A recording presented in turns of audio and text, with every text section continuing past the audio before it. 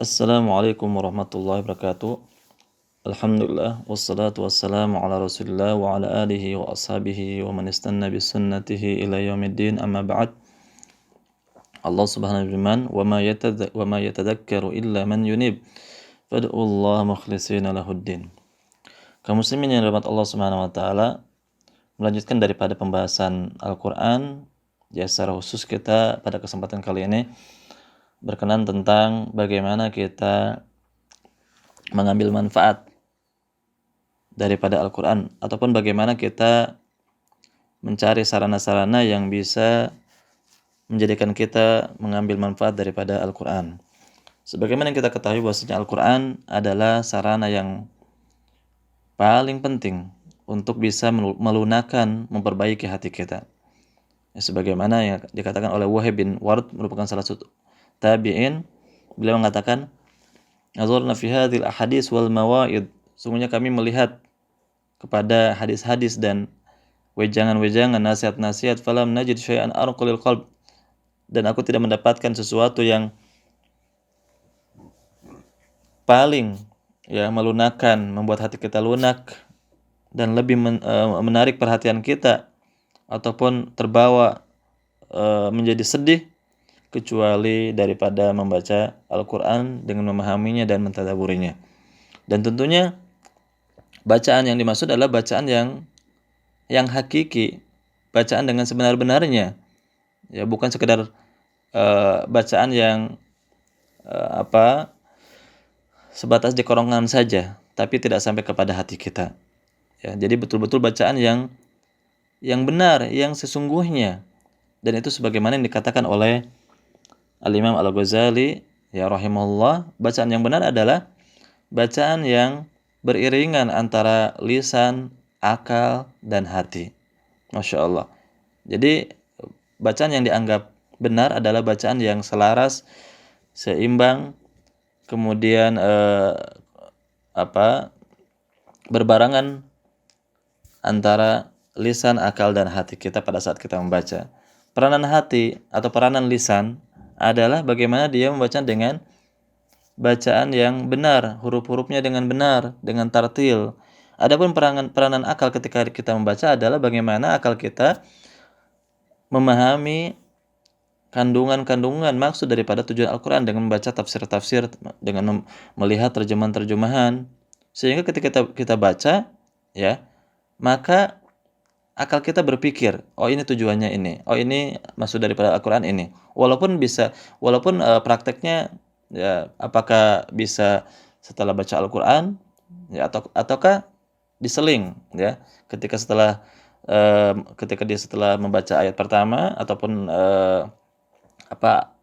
kata per kata, dia sambil melihat terjemahan.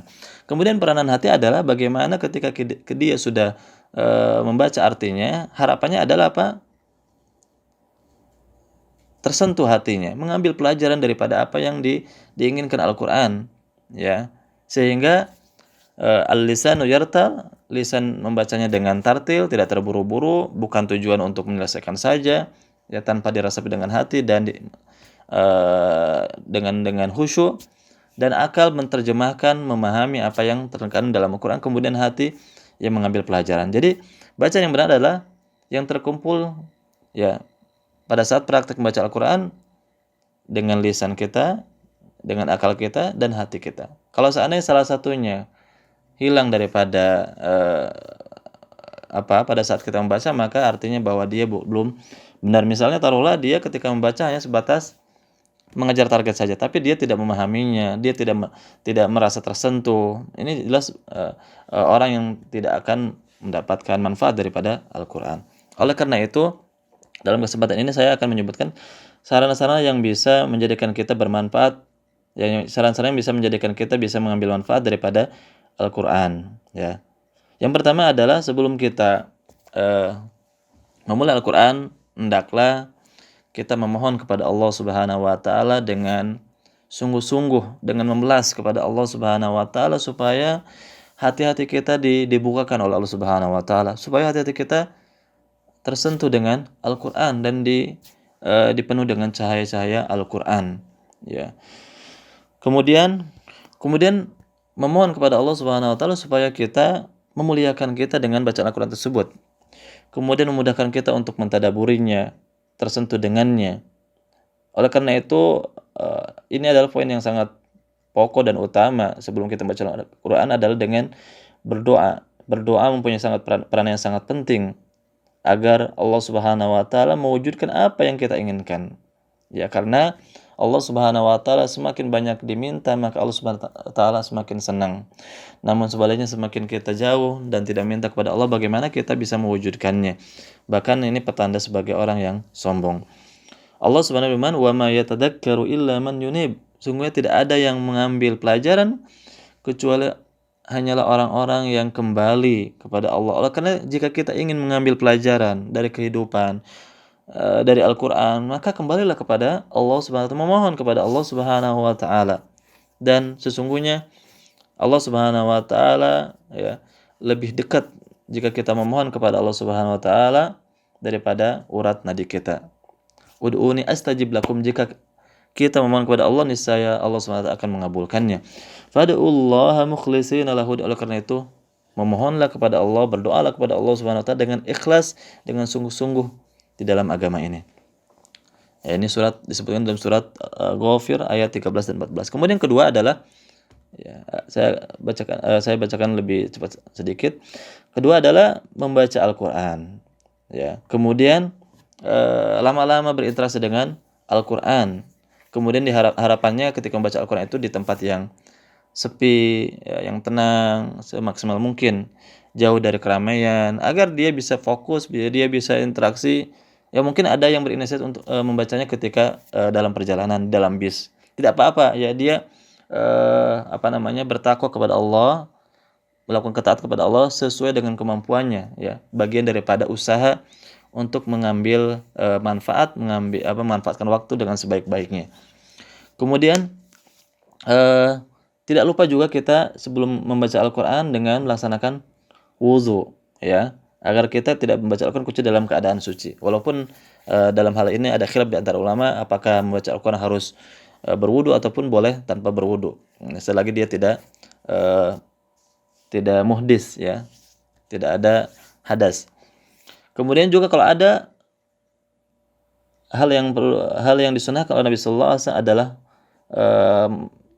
memakai siwak sebelum membaca Al-Qur'an. Nah, itu poin kedua. Kemudian poin ketiga adalah membaca dari mushaf dengan suara yang terdengar, dengan tartil, karena dengan tartil kemudian dengan suara terdengar itu akan lebih memberikan semangat kepada kita semuanya, ya. Karena dengan kemudian selain daripada membaca dari mushaf dengan suara terdengar, dengan tartil, maka juga kita harus dibarengi dengan pemahaman, ya, dengan melihat terjemahan ataupun aplikasi-aplikasi yang bisa memberikan gambaran tentang maksud dari Al-Qur'an tersebut agar bisa membantu kita untuk mentadaburinya. Bagaimana kita bisa mentadaburinya kalau kita tidak paham artinya? Ya, dan inilah yang diperintahkan oleh Al-Qur'an, oleh Allah Subhanahu wa taala. Tujuan daripada Al-Qur'an adalah untuk mentadaburinya. Maka saran-saran yang bisa mengantarkan kita kepada tadabbur maka harus dijalankan seperti mulai terjemahan ataupun lihat aplikasi dan lain sebagainya.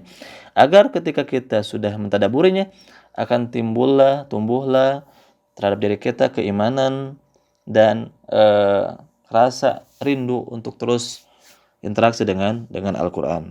Kemudian yang keempat adalah dengan bacaan yang tenang, tidak terburu-buru, yang sudah dibahas sebelum juga dengan bacaan tartil, plus tambahnya di sini adalah bacaan yang ditambah dengan penuh rasa kesedihan. Kalaupun kita tidak sedih, tidak menangis, maka menangislah. Ya, sebagaimana yang disabdakan Nabi sallallahu alaihi wasallam, "Ubku fa illam tabku fatabaku." Menangislah. Kalau seandainya kamu tidak bisa menangis, maka berusaha untuk menangis, ya.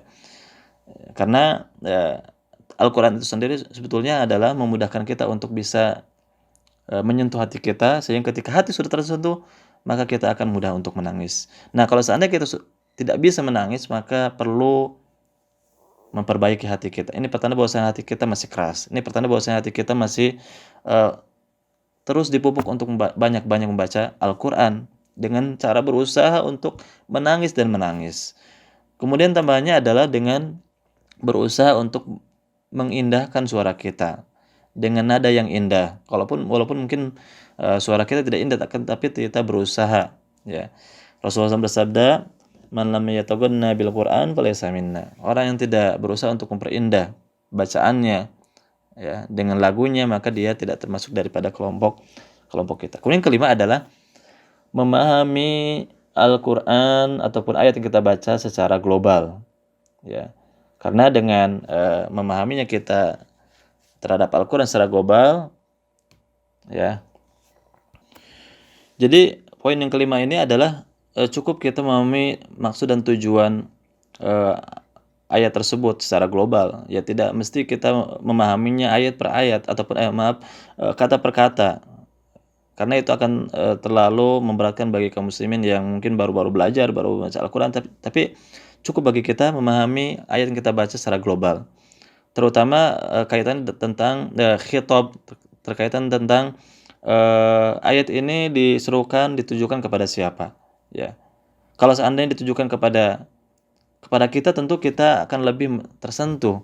Walaupun secara umum, ya, al-ibratu bi umumil lafadz la bi khusus sabab. Sesungguhnya ketika ada sebuah perintah dalam Al-Qur'an, itu maka mencakup semuanya, ya. Mencakup semuanya, apakah itu terkait dengan mereka ataupun terkait dengan kita. Bukan karena sebab turunnya Al-Qur'an tersebut ataupun sebab turunnya ayat tersebut. Kemudian keenam adalah al-ijtihad fi ta'amul ma'al Qur'an. Bersungguh-sungguh bagaimana kita berinteraksi dengan Al-Qur'an, dan ini juga yang barusan disampaikan, bagaimana kita memahami apakah ayat tersebut ditujukan kepada kamu, ya, kepada kita, atau kepada siapa, agar kita ketika sampai pada suatu potongan ayat, ternyata ayat tersebut ditujukan kepada kita, maka sepantasnya kita untuk berhenti sejenak, memahaminya, meresapinya, sehingga harapannya kita lebih sadar, lebih bisa untuk mengamalkan apa yang terkandung di dalamnya. Kemudian ketujuh adalah di antara sarana yang bisa menjadikan kita mengambil manfaat daripada Al-Qur'an adalah mengulang-ulang ayat-ayat, ya. Mengulang ayat-ayat ataupun potongan ayat ataupun kata yang berkenaan tentang sebuah peristiwa, sebuah peringatan. Kalau dia melewati sebuah ayat-ayat yang berkenaan tentang surga, maka kita mengulang-ulanginya untuk supaya kita lebih merasa terbawa keadaan, ya, ke dalam surganya Allah Subhanahu wa taala. Atau kalau seandainya kita melewati sebuah ayat yang berkenaan tentang neraka, maka kita mulainya lebih lanjut lagi, lebih berulang lagi, supaya kita merasa kita dijauhkan dan takut dimasukkannya ke dalam neraka itu. Jadi alangkah baiknya pada saat kita membaca itu, ketika kita mendapatkan potongan ayat yang berkenaan tentang sebuah peristiwa, maka dianjurkan untuk mengulang agar kita lebih tersentuh dengan ayat tersebut. Apakah itu sebuah perintah, apakah itu sebuah larangan, apakah itu pelajaran yang dapat kita ambil dalam kehidupan sehari-hari kita yang kita mungkin masih melakukannya, baik itu sebuah peringatan, kemaksiatan, ataukah perintah yang mungkin kita belum melaksanakannya.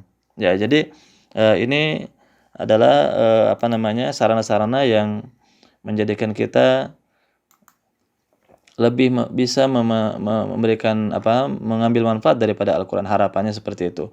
Oleh karena itu mudah-mudahan, ya, saran-saran ini bisa bermanfaat buat kita semuanya, ya, dan menjadikan kita bisa menjadikan kita lebih benar-benar di dalam berinteraksi dengan Al-Qur'an, dan menjadikan momen bulan Ramadan ini sebagai momen untuk kita menjadikan Al-Qur'an sebagai pedoman hidup kita, dan sebagai momen supaya kita tidak termasuk orang-orang yang diperingatkan oleh Rasulullah SAW dalam Al-Qur'an, sebagai orang yang mencuekan Al-Qur'an, sehingga, ya, Al-Qur'an bukan sekedar dibaca saja, ya, namun tidak bisa memberikan pengaruh, dan harapannya bahwa Al-Qur'an bisa menjadikan kita bermanfaat, sehingga banyak orang-orang dan kita semuanya mendapatkan hidayah daripada Al-Qur'an dan sebagai penyembuh serta solusi bagi kehidupan sehari-hari kita. Ini mungkin yang dapat kami sampaikan pada poin yang ketiga ini, lanjutan daripada bagian sebelumnya. sebagai sarana yang paling utama di dalam memperbaiki hati-hati kita, maka kembalilah kepada Al-Quran. Insya Allah dengan Al-Quran tersebut, ya kita akan menjadi orang-orang yang baik, yang nantinya akan eh, memberikan syafaat memberikan syafaat kepada kita pada hari akhir kelak, ya, sebagaimana disebutkan dalam sebuah hadis, ya Rabbi inni mana'tuhu naumahu billail, sungguhnya aku telah menghalangi daripada tidur, namun dengan perbuatan tersebut Al-Quran akan memberikan syafaat kepada kita semuanya. Kita tutup dengan doa kafaratul majlis. Subhanakallahumma wa bihamdika asyhadu an la ilaha illa anta astaghfiruka wa atubu ilaik. Assalamualaikum warahmatullahi wabarakatuh. Dan insyaallah pada bagian berikutnya kita akan lanjutkan pada poin yang keempat, yaitu sarana dengan cara melaksanakan sholat malam.